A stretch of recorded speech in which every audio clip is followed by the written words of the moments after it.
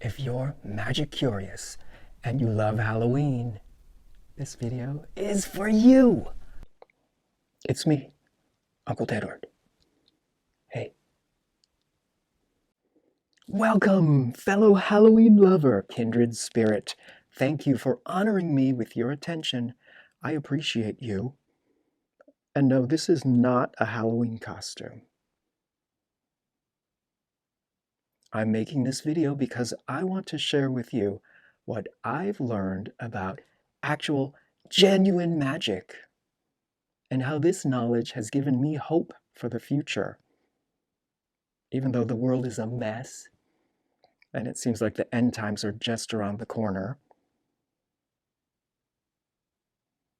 through a lot of research, I've gathered this information and I'm on a path toward creating a wonderful life for myself. And I'm thinking, wouldn't it be cool if a bunch of us were able to create joyful lives for ourselves? Then join forces and use our powers to affect the world's collective consciousness, move things in a positive direction. Do you guys want to cast some spells with me? Let's get started, class. Today we'll cover 1. What is magic? 2. How does magic work? 3. How can we use our love of spooky season to access and focus our natural magical abilities? I'll also lead you through a visualization which we will discuss later. So feel free to grab a spooky mug full of something warm and spicy, and let's begin. 1. What is magic? According to the New Oxford American Dictionary, magic is the power of apparently influencing the course of events by using mysterious or supernatural forces. From Merriam-Webster, it's an extraordinary power or influence, seemingly from a supernatural source. Both of these definitions use the word supernatural, super, above or beyond nature. So when we perform magic, we influence an event in some way that can't be explained by the laws of nature as defined by traditional science. We've all had those experiences in which we bring to mind some random person we haven't seen in a long time. And then all of a sudden they call us or we run into them at the grocery store. Did we, without realizing it, use magic to bring that person to us? Here's what finally convinced me that magic is real. So I was walking down the street, listening to one of those Rhonda Byrne audiobooks. You know, she's the creator of The Secret.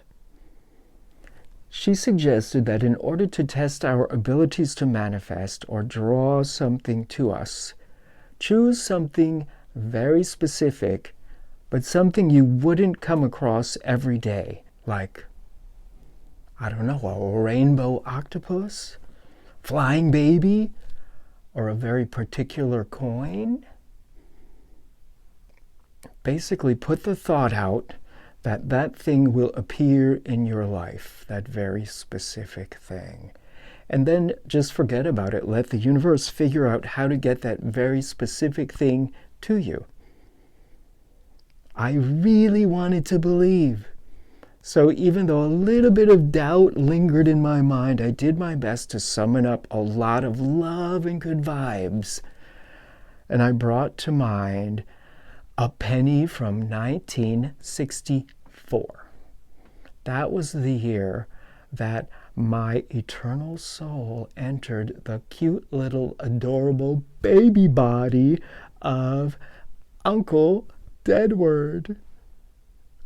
So I was anxious to claim my powers, and I walked around for months trying to act like I wasn't actively scouring the sidewalks of West Hollywood searching for that penny. And I found a penny, but it was from the 90s. Then came March of 2020, and the entire world went into survival mode. My frivolous, magical pursuits were replaced with important missions like masking up and trudging to Target to grab my daily allowance of rations. So one day, on my way out of the shopping center, with 2 bags of generic cleaning supplies and some of that really cheap toilet paper under my arms, I decided to take the stairs instead of the escalator, and on about the 8th step, something caught my eye. My glasses were fogged up from the mask, but I thought I saw a coin. I stopped to take a closer look, and it was a penny. And I questioned whether picking up a random coin off the ground in the middle of a pandemic was a good idea. But my curiosity got the best of me, and I did it. Picked up the penny. The penny was covered with some kind of dark substance, some kind of goo, and I couldn't see what year it was from. But I put it in my pocket, and I held my hand in the air the whole way home, just so I wouldn't accidentally touch my face with this contaminated hand. When I got home, I scrubbed my hands, and I dropped the penny into a cup of disinfecting cleaner. When I was finally able to soak off enough of that goo,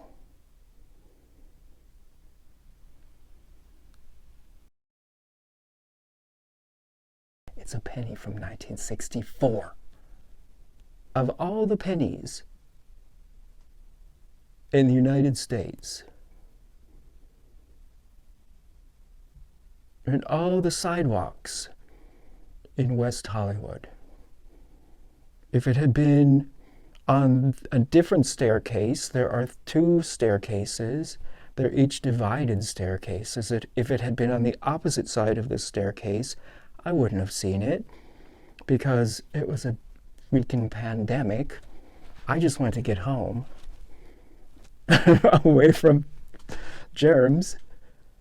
If it had been on the escalator, or if someone hadn't dropped it, or if they had dropped it and picked it up, or if someone else had picked it up, the universe worked it out. The exact penny I imagined ended up directly in my path. And for a little dramatic flair, in the middle of a pandemic. Magic! Now let's take a little break. We're going to do a visualization exercise. Shake the tension out of your body and get comfortable. Feel free to take off your wig if it's one of those itchy ones. Now check out this kitty cat poking its head out of a jack-o'-lantern. This was created by Lori's cat, so love and appreciation to her for this masterpiece. Focus on the kitten. Have you ever encountered a kitten like this one? Draw on your memories and use your imagination. Close your eyes and really feel this. Pet the cat's head and then, with its permission, pick it up. How much does this little one weigh? Is its fur soft or coarse? Does it have a round belly under all that fur? It tenses and stretches as you hold it in your hands. Seeming to trust you, its body goes limp as it looks into your eyes and lets out a tiny high-pitched meow, as if to say, hello, and innocently ask, what should we do now? You gently pull the frail little creature close. You can feel and smell its fur against your chin. It climbs up to your shoulder, nuzzles its head into your neck, and begins to purr. Now feel your feelings, whatever they are. There are no wrong answers. Breathe and open your eyes. Feel your feelings about this little kitten scenario. Okay, we'll discuss that later. Now let's get back to the topic at hand. Number 2, how does magic work? Let's turn to those brainy rebels on the cutting edge of science, quantum physicists who take classical physics to the next level.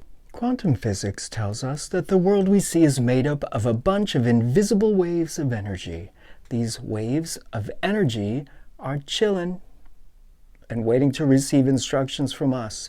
They become tangible when we observe them. Everything is first a wave of potential outcomes until we focus a specific outcome into existence. Our minds create our realities, but it's not as simple as that. The conscious mind makes up an estimated 5 to 10%, while the subconscious comprises 90 to 95% of our minds. The subconscious mind is powerful. First of all, thank it for keeping our bodily functions up and running. It never gets tired. While your conscious mind sleeps, your subconscious goes on wacky adventures. It never shuts up. Have you noticed? There's always a running dialogue in your head. So what happens if we try to engage our magic by consciously imagining a specific outcome and speaking it into existence without any regard for our subconscious? If the subconscious, unbeknownst to us, holds thoughts which contradict our words, we're probably going to be unsuccessful at conjuring up that thing or circumstance we're looking for. How can we know whether or not our subconscious thoughts are in harmony with our conscious desires? By monitoring our feelings. Our feelings are key to accessing our subconscious thoughts.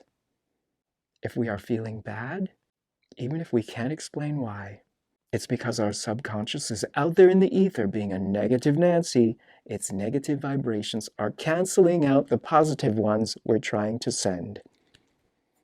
For example, when I decided that I wanted to find a 1964 penny, my subconscious could easily have been thinking, this is ridiculous, I fail at everything, I'll fail at this too. Remember, I said I had an inkling of doubt, but I focused on loving thoughts. I pictured myself as an adorable little sweet 1964 baby. Evidently, those loving vibes were enough to allow my request to travel safely to wherever and move all kinds of circumstances to deliver me my penny. So, if you want to work magic, it's crucial to get in touch with your feelings. This brings us back to the Jacko kitty. When you saw the kitten and imagined how it felt, smelled and sounded, were you able to deeply experience those feelings? These feelings can be subtle, barely perceptible. Yes, kittens are cute, but does seeing them bring up nurturing instincts that warm your heart? Maybe you're allergic to cats, or have memories of a beloved pet passing away. Is there a twinge of discomfort or sadness, which you tend to dismiss because the general consensus is kittens are adorable and everyone loves them? To be successful magical beings, we must feel more and think less. As a fellow Halloween fan, did that pumpkin evoke feelings of excitement and anticipation? Do you see jack-o'-lanterns as too cutesy and not your aesthetic? There are no wrong answers. The better you know yourself, the more easily you'll be able to access your natural magical abilities. That brings us to our final question. How can we use our love of spooky season to access and focus our natural magical abilities? You've probably already figured this out.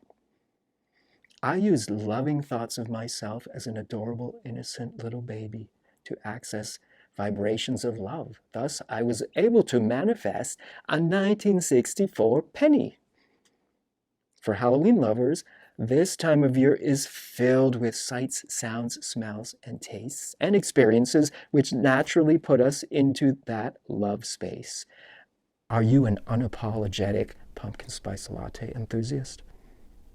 Take full advantage of that first sip feeling. Send that love energy out to the universe, along with a little request for something you'd like to receive.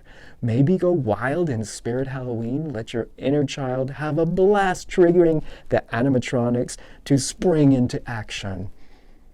Feel the joy and send out those good vibes, along with a request that your loved ones remain safe and happy. As you practice and become more finely attuned to your feelings, your ability to consciously bring things and circumstances into your life will continue to develop. At this time of year, there are a multitude of opportunities for us to feel the spooky joy and direct those love vibrations outward, casting a spell and influencing the collective consciousness of this world to turn in the direction of healing. I hope that what you've learned here today will help make this Halloween the most wonderful time of the year, even more magical than usual. This is Uncle Deadwood sending you tons of love and appreciation and reminding you to use your powers wisely. I'll see you again very soon.